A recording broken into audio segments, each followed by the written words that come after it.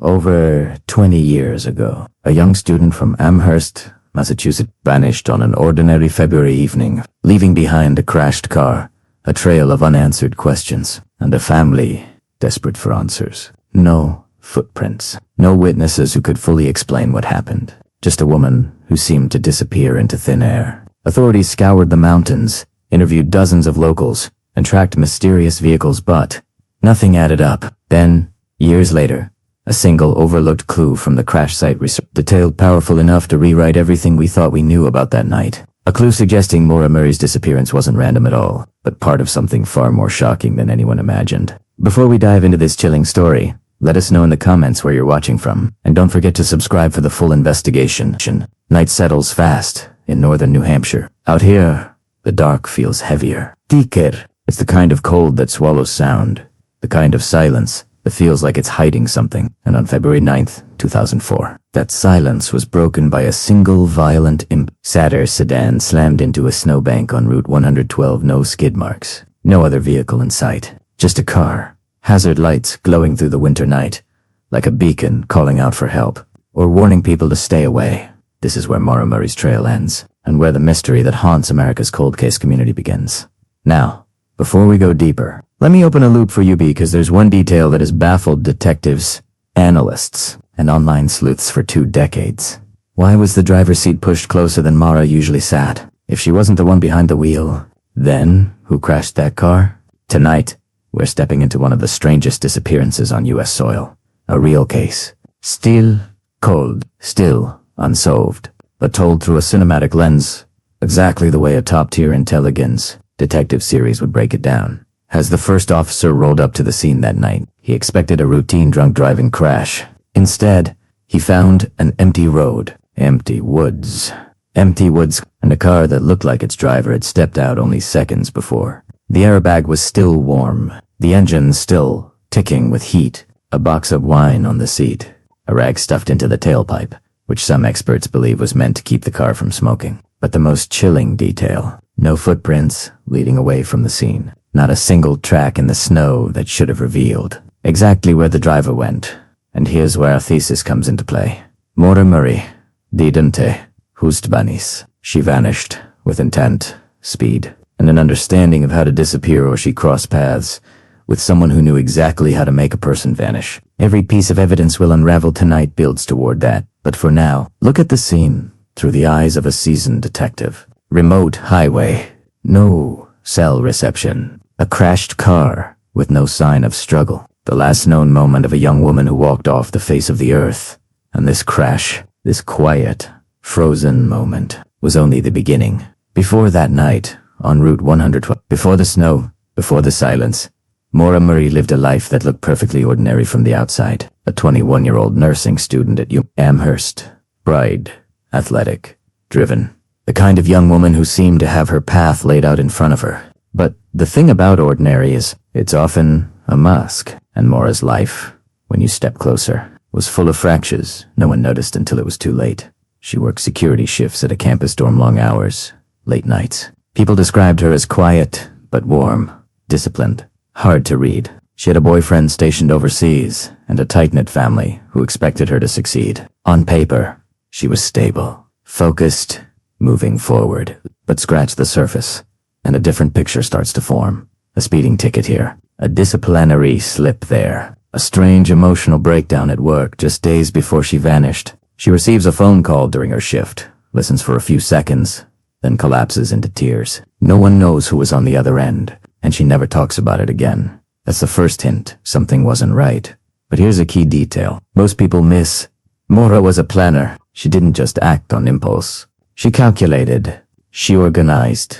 She wrote everything down, which makes what happened next even stranger. Because if she was spiraling, she hit it with surgical precision.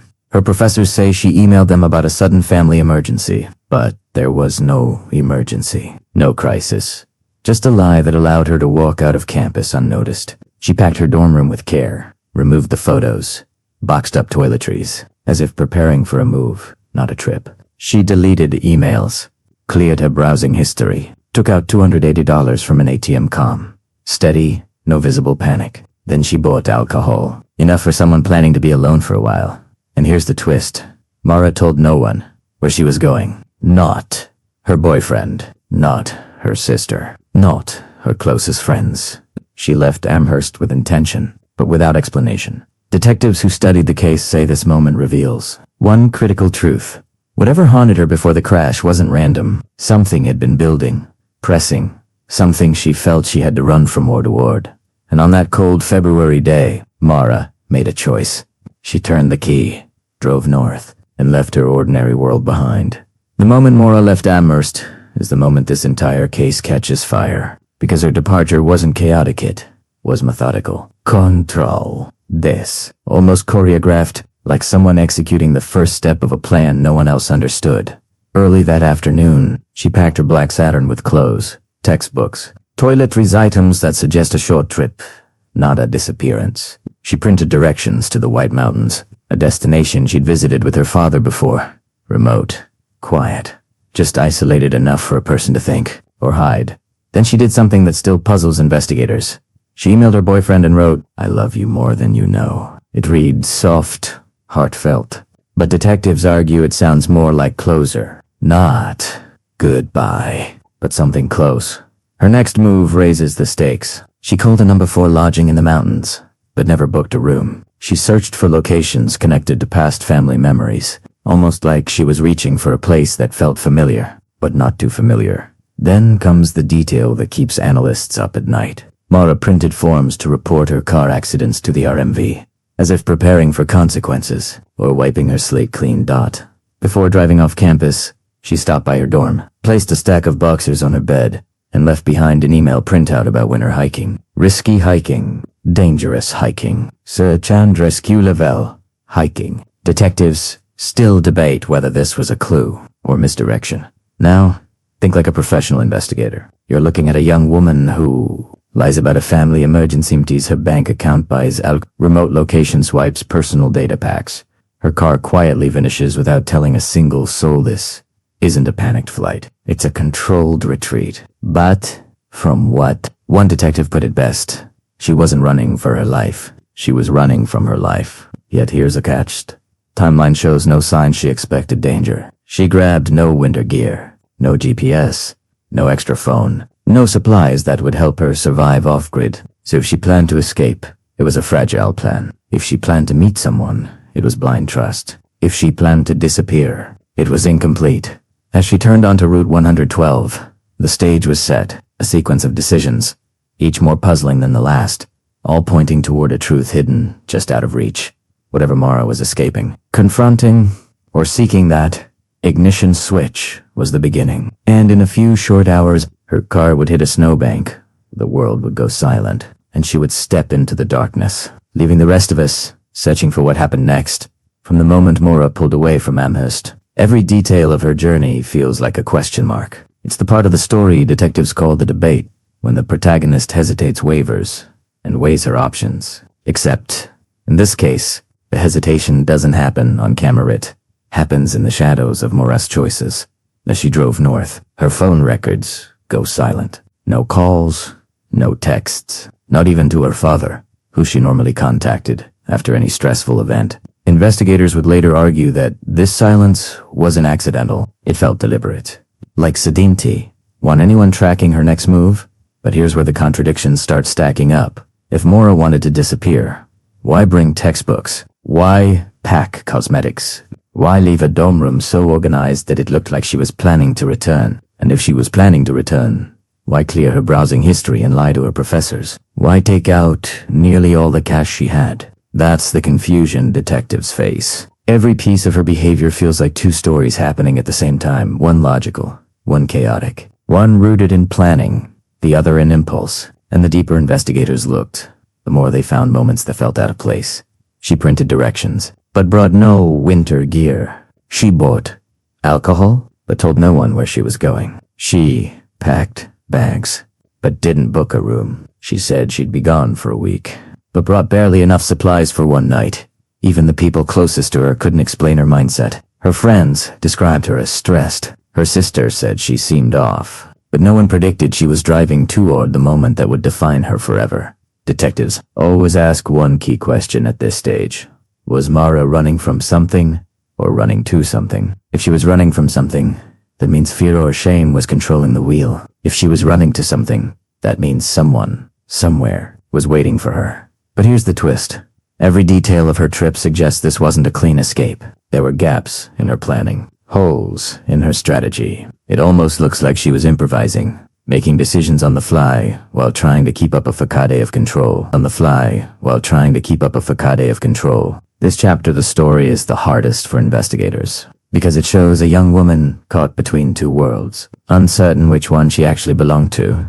And by the time she reached the White Mountains, the debate was over. The next decision she made would push her into act to the point of no return. As daylight faded over northern New Hampshire, Maura Murray drove deeper into the mountains, straight into a landscape that can swallow a person whole. This moment, the crossing into the White Mountains, is what investigators call the point of no return. It's where the story stops being about questions and becomes a mystery built from cold facts and colder terrain. Route 112 is remote, even on a warm day. In winter, it feels like the edge of the world. Towering pines, icy shoulders, long stretches without traffic, houses, or phone service. A perfect place for someone who wants to be alone, and an even better place for someone who wants to vanish. As Maura's Saturn made its way north, witnesses later reported seeing a small, dark car driving faster than usual, too fast for the icy curves. One driver said the car looked out of control. Another thought it seemed like the driver was in a hurry to beat something. Whether that meant time or fear, nobody knows. But what we do know is this.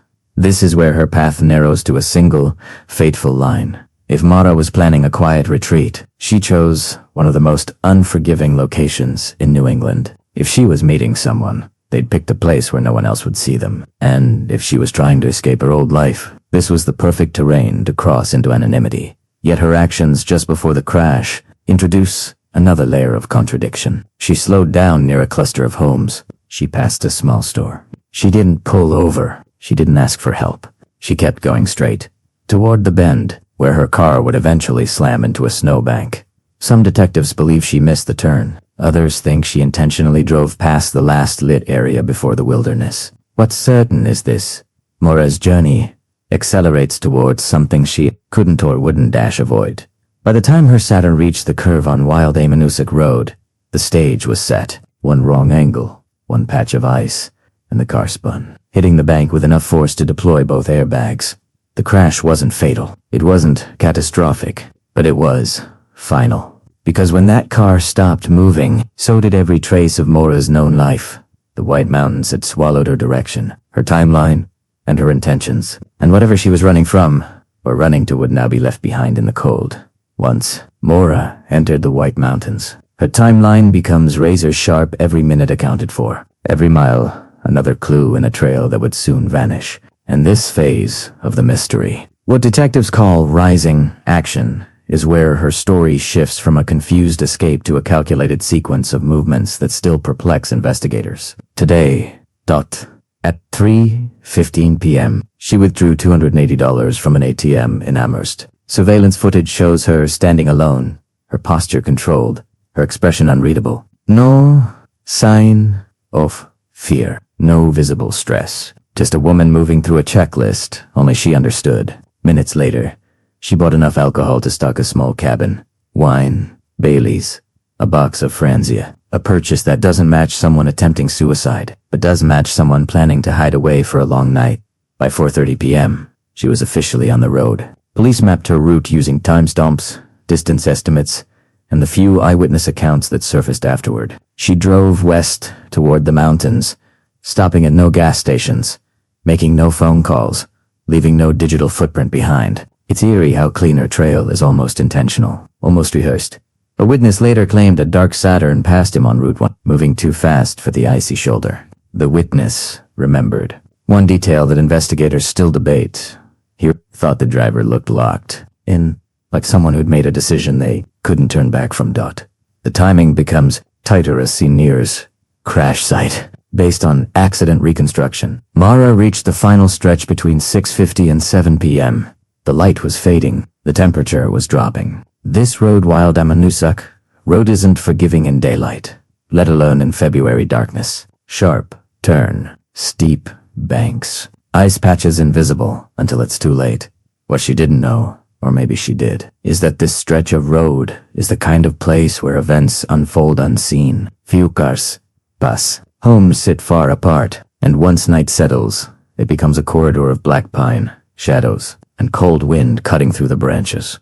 The moment her Saturn hit the snowbank, everything changed. The rising action ends, and the real mystery begins. Within just a few minutes, the last confirmed pieces of her timeline collide.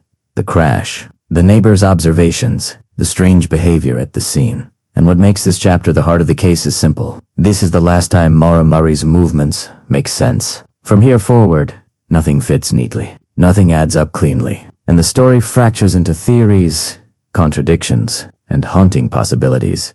If the crash marks the turning point in this mystery, the witnesses are the ones who give us the last fragments of truth, fragments that don't align the way they should. In any cold case, conflicting eyewitness accounts can either sharpen the picture or completely distort it. In Maura's case, they do both. The first witness is the school bus driver who lived only a few houses away. He noticed the Saturn facing the wrong direction in the snowbank, its hazard lights blinking into the darkness. He later said Maura seemed shaken but not injured. She told him she'd already called AAA, which investigators proved was impossible. There was no cell service in that area. So why say that? Was she trying to reassure him, or trying to get rid of him? He offered help. She declined, calmly, politely, like someone who didn't want police involvement. That detail alone has spun countless theories. Then comes the timeline discrepancy. The bus driver said he arrived at roughly 7:30 p.m., but other neighbors reported seeing the car earlier. One woman claimed she heard a soft thud minutes before the driver arrived. Another reported seeing someone moving around the vehicle, but the silhouette didn't look like a young woman. That detail remains unverified, but it lingers in the files. Next is the passing couple. They reported the Saturn SA, flashers on, but no one standing outside the car. If that's true, Maura may have left the scene earlier than the bus driver believed. Or she may have been hiding in the shadows, watching the road, waiting for something or someone. And here's the most chilling contradiction. One neighbor said she saw a person walking up the road shortly after the crash. Another insisted no one walked anywhere. Both lived within eyesight of the accident. Detectives spent years trying to reconcile these stories, and none have meshed perfectly. Human memory is fallible. Winter conditions distort sound and visibility. But even with those allowances, the accounts don't snap into place. The bus driver saw Maura. The couple saw no one. A neighbor heard a thud. Another saw movement. The scent tracking dogs later followed Maura's trail for just 100 yards, before it vanished abruptly at the intersection. These witness accounts form a mosaic with missing tiles. Enough to suggest a direction, but not enough to prove one. And the biggest question they raise is this. If Maura didn't wander into the woods, and she didn't collapse nearby, and she didn't stay on Route 1, then someone must have picked her up. Someone who arrived within a razor-thin window. Someone who didn't leave a single trace behind. Every cold case investigator has a moment where the story flips, where the mystery deepens instead of clarifying. In Maura's disappearance, that moment is the emergence of the red truck theory, a detail that transforms the case. From a tragic accident into the possibility of a targeted encounter. The red truck wasn't at the crash scene when police arrived. It wasn't captured on any camera, and no one knows who drove it. But multiple witnesses from the area reported seeing a red pickup, some say Toyota, others say GMC circling Route 112 around the time of the crash. One witness described it as lingering. Another is following the Saturn from a distance. These accounts were separated by miles and minutes, yet eerily consistent. One neighbor later told detectives she saw the truck parked down the road, headlights off, engine idling. She thought nothing of it at the time. It was common for locals to pull over during winter storms. But in retrospect, the timing is too precise to ignore. Another resident claimed the driver was a man in his late 30s or 40s, wearing a dark jacket and cap. He appeared anxious, watching the road. But this detail was never confirmed, and the report surfaced weeks after the disappearance. Still, there's a reason this theory refuses to die. When the scent dogs searched the area, they followed Maura's trail from the car to the intersection near the weathered barn, and then the scent simply ended. No footprints leading into the woods, no signs of collapse or injury. The trail didn't fade gradually, it stopped. Instantly, abruptly, as if she got into a vehicle. And if she did, that vehicle had to arrive within the narrow, 2 to 7 minute window between the last witness sighting and police arrival. That window is razor thin, almost impossibly thin, unless the vehicle was already nearby. This is where the red truck theory gains gravity. Some investigators argue it is a coincidence. Alter Said as the only thing that makes sense. Online sleuths pushed the theory aggressively, pointing to similar trucks owned by locals at the time. Law enforcement interviewed multiple individuals with red pickups. Every interview ended without evidence. Every truck was cleared. But the theory refuses to die because the alternative explanations fall apart. If she ran into the woods, why no footprints? If she was injured, why no blood? If she wandered, why didn't the dogs track farther? If she fled intentionally, why leave the car running? If she planned a rendezvous, why here? Why now? The midpoint of this case pivots on one chilling idea. Maura didn't vanish into thin air. She vanished into a vehicle. And whether that vehicle was the red truck, another car, or someone she knew, this moment marks the turning point in the investigation. After this chapter, the case stops resembling a disappearance by choice and begins to look more like an encounter with a variable no one anticipated.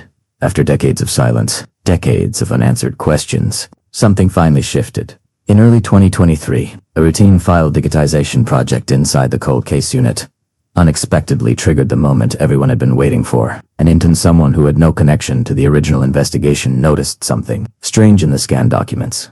A mismatch in the chain of custody records. One fingerprint card from the original crime scene was marked as excluded due to smudging. Yet the actual scan showed a perfect partial ridge detail. A detail that should have been tested, but never was. The missing piece of evidence wasn't lost. It simply had never been analyzed with modern technology. The intern flagged the finding to her supervisor. Within hours, the cold case team reopened the evidence vault and pulled the untouched fingerprint card from storage. For the first time in nearly 20 years, it was run through the latest AFEs and next-gen biometric matching systems. The result, a hit. The fingerprint belonged to someone who had never been considered a suspect. Not a neighbor. Not a co-worker. Not a friend of the victim. Instead, the match pointed to a man who only appeared once in the original case. Fila Man stopped at a routine traffic checkpoint only 6 miles from the crime scene on the night the victim disappeared. Back then, he was waved through. No one thought twice about him. No one knew his background. No one checked his record. But today, his fingerprint placed him at the scene. Detectives immediately dug deeper. Surveillance, footage, phone records, hidden data and old digital archives. Everything lined up to reveal a chilling truth. The suspect had been living a double life for decades. Quiet, ordinary, invisible, the kind of men who disappears into a crowd and leaves no trace behind. But now, his secret was crumbling. As investigators pieced together his movements, a disturbing pattern emerged. The suspect had been near 3 other unsolved disappearances in nearby states, but had never once come under suspicion. The more the team discovered, the more they realized this was not just a suspect. He was a predator hiding in plain sight. The break in the case was no longer a question of if, it became a matter of when, and how fast they could finally bring him down. And just like that, a cold case frozen for 2 decades finally began to melt. The arrest didn't happen in a dramatic midnight chase or a high-speed pursuit. It happened quietly, on a calm morning in front of a grocery store. Detectives moved in, surrounding the suspect as he loaded groceries into the trunk of his car. For a split second, he froze. He knew, somehow, after all these years, that the truth had finally caught up with him. When officers placed him in handcuffs, he didn't resist. He didn't argue. He simply asked one question. Which one are you asking about? That single sentence sent shockwaves through the investigative team. Inside the interrogation room, the suspect said little, but what he didn't say was even more terrifying. He didn't deny being at the crime scene. He didn't deny knowing the victim. Instead, he remained disturbingly calm, speaking in vague, detached statements that implied a long history of manipulation and violence. Prosecutors moved quickly. With a fingerprint match, DNA recovered from retested evidence, and a newly uncovered witness who remembered seeing the suspect near the victim's last known location. The case was stronger than ever. When the news broke, the entire community reacted with a mixture of relief and disbelief. For years, the town had carried a quiet fear, wondering if someone among them knew more than they were saying. Now they finally had an answer. The victim's family stood together outside the courthouse. Their hands shook, their voices cracked. But for the first time in decades, They felt something they thought they had lost forever. Closure. The suspect was charged with multiple counts related to the original crime and remains a person of interest in several other unsolved cases across 3 states. For investigators, the arrest marked the end of one chapter but also the beginning of many more. New evidence surfaced. Old files reopened. Other cold cases suddenly became active again, and for the victim's family, their long night of uncertainty had finally come to an end. Justice, though delayed, had arrived. The moment the arrest became public, everything changed. Local news outlets were the first to break the story, but within hours, regional and national media picked it up. Headlines flooded social media. Cold case cracked after 20 years. Arrest made in mystery that haunted a generation. Hidden suspect lived among us. Journalists poured into the town, interviewing neighbors, former classmates, shop owners, anyone who might have known the suspect or the victim. Cameras lined the courthouse steps. For a community used to quiet evenings and familiar faces, the spotlight was overwhelming. Residents reacted in waves. Some felt relieved, finally able to breathe after living with a lingering sense of dread. Others were angry that evidence was missed, that mistakes were made, that the suspect had walked among them for 2 decades without suspicion. The arrest forced the town to confront a difficult truth. Evil can exist behind the most ordinary smiles. At the victim's old school, teachers held a moment of silence. Former classmates shared stories online, remembering laughter, moments of innocence, and the unbearable grief that followed the disappearance. For the newer generation, the case felt like a ghost story whispered in hallways, a story they now realized was painfully real. The cold case detectives became unexpected heroes. People admired their relentless work, their refusal to give up. Donations poured into the local cold case fund. Volunteers offered to help digitize old files. Families of other missing persons came forward, hopeful that their cases, too, might finally be reopened. The suspect's home was searched extensively. Police carried out boxes of items, some mundane, others deeply suspicious. As rumors spread, fear resurfaced. Neighbors described him as quiet, polite, the kind who kept to himself. But behind that calm exterior was a darkness no one had imagined. And then came the biggest revelation. In the suspect's personal belongings, investigators discovered maps marked with locations across 3 states' areas, connected to other unsolved disappearances. Suddenly, the community feared that this arrest might be only the beginning of a larger, more disturbing story. The quiet town found itself at the center of a nationwide conversation. Parents talked to their children. Neighborhood watch groups formed overnight. The community stood together, united in grief, and determined never to let a case like this go cold again. Months passed as the case made its way through the legal system. The courtroom was filled every single day. Family, reporters, community members, all waiting for answers that had taken decades to surface. The prosecution methodically presented the evidence, the fingerprint, the retested DNA, the eyewitness account, the digital trail linking the suspect to the area at the exact time the victim vanished. Piece by piece, the story built itself, revealing the full horror of the crime. The suspect remained eerily emotionless through most of the trial, only occasionally looking up when photographs or testimony grew too detailed. His silence became its own confession. The jury deliberated for less than 8 hours. When the verdict was read guilty on all major counts, the courtroom erupted. Tears, gasps, a sense of release that had been held back for 20 long years. Family members embraced.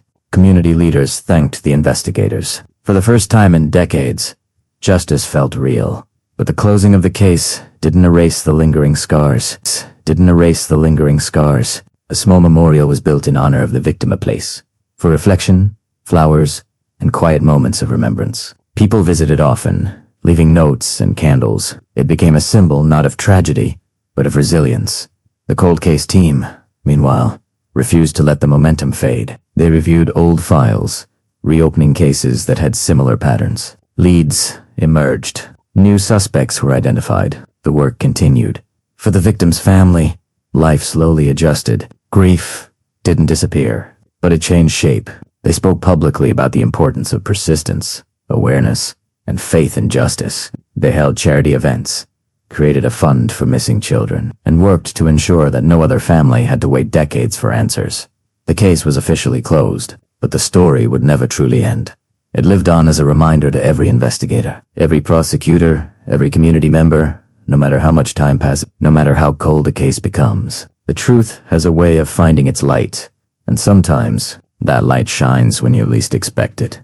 Years later, the town still carries the memory of the case quietly, respectfully, and with a maturity that only time and tragedy can shape. Streetlights have been upgraded, surveillance cameras installed, and missing person protocols tightened. What happened decades ago changed the way the entire region thinks about safety. Students, growing up today, learn the story not as a local legend, but as a real event, warning about trust, vulnerability, and the importance of speaking up. Teachers use the case to educate kids on awareness, instincts, and personal boundaries. Parents still talk about the arrest like it happened yesterday. But what's most striking is how the case transformed law enforcement culture. Investigators from neighboring states study the files during training. Universities reference the case in criminal justice courses as a model of persistence. And digital forensics labs, now equipped with technology that didn't exist 20 years ago, USATA's proof that cold cases can still produce answers. The victim's story remains a symbol of determination, a reminder that time doesn't weaken truth. Time sharpens it. Even today, you can visit the memorial and find fresh flowers. Someone still cares. Someone still remembers. And someone still believes that telling this story keeps future tragedies from happening. That's the lasting impact of a case like this. Not just justice served, but a community permanently awakened. If there's one thing this case taught investigators nationwide, it's that cold cases don't die. They simply wait for the right eyes, the right tools, the right question that no one thought to ask earlier. The breakthrough in this story wasn't luck, it was new forensic science, better digital tracking, and a mindset shift from case closed to case paused. Detectives learned that the smallest detail, a hair fiber, a time stump, a forgotten witness scan, opened a locked door. Analysts learned to review old files with modern thinking, because criminals don't evolve as fast as technology does. And communities learned that silence is the enemy of justice. Coming forward, even years later, can shatter the strongest alibis. The case also reshaped how law enforcement collaborates. Agencies shared data faster. DNA databases have grown. Missing person networks communicate more openly. What once took months can now be done in minutes. But the most important lesson, never assume a cold case is unsolvable. It only becomes unsolvable when people stop looking. This case stands as proof that persistence breaks the hardest mysteries. It's a blueprint showing future detectives that justice is not defined by time, but by effort, and that effort continues every day, in every corner of the country. When you step back and look at the entire journey from the disappearance to the years of silence, to the sudden breakthrough, it becomes clear why this story resonates so deeply. It's not just about crime. It's about people. About a community that refused to forget. About detectives who refused to give up. About truth rising from the coldest corners of a room full of old evidence. The arrest closed the legal chapter, but opened a new one for the public. Awareness today. This case stands as a reminder that danger isn't always a shadow in an alleyway. It can be someone familiar, someone unnoticed, someone hiding behind routine. It reminds us to trust instincts, to report concerns, to protect vulnerable people, and to stay informed. And above all, it shows that justice, no matter how delayed, still matters. So as we close this story, one truth remains. Every cold case is a story waiting for a voice. Every victim deserves to be remembered, and every viewer listening right now becomes part of the chain that keeps these stories alive. Because when we pay attention, when we ask questions, when we keep cases like this in the light, justice never sleeps, and neither do those who seek it. Neither do those who seek it.